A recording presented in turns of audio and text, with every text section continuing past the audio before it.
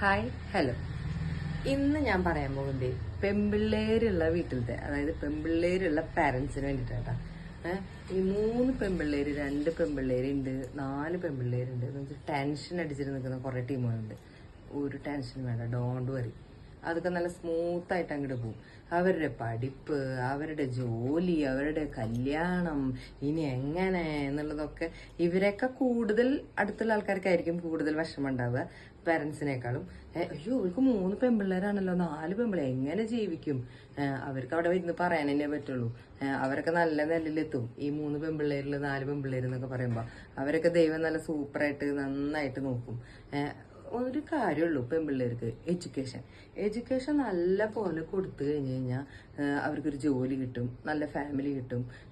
അല്ലാതെ ഇങ്ങനെ പേടിച്ച് വിറച്ചിരിക്കേണ്ട ആവശ്യമൊന്നുമില്ല. പെൺപിള്ളേരാന്ന് പറഞ്ഞിട്ട് ഇങ്ങനെ ഓരോരുത്തർ പേടിപ്പിക്കാനുണ്ടായിരിക്കും. അയ്യോ നിനക്ക് 3 പെൺപിള്ളേരല്ലേ, എന്ത് ചെയ്യും എന്ന് പറഞ്ഞിട്ട് ഒന്നും പേടിക്കേണ്ട.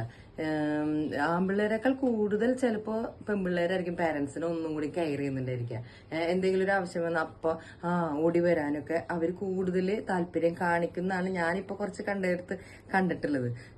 അപ്പൊ നിങ്ങളുടെ അഭിപ്രായം എങ്ങനെയാണ്? പെൺപിള്ളേരുള്ളത് വിഷമാണോ, ദുഃഖമാണോ, സന്തോഷമാണോ, എന്താന്നുള്ളത് ഒന്ന് കമന്റിൽ കൂടെ പറയണം കേട്ടോ. പിന്നെ സബ്സ്ക്രൈബ് ചെയ്യാൻ മറക്കല്ലേ, സബ്സ്ക്രൈബ് ഒന്ന് ചെയ്യണേ. താങ്ക്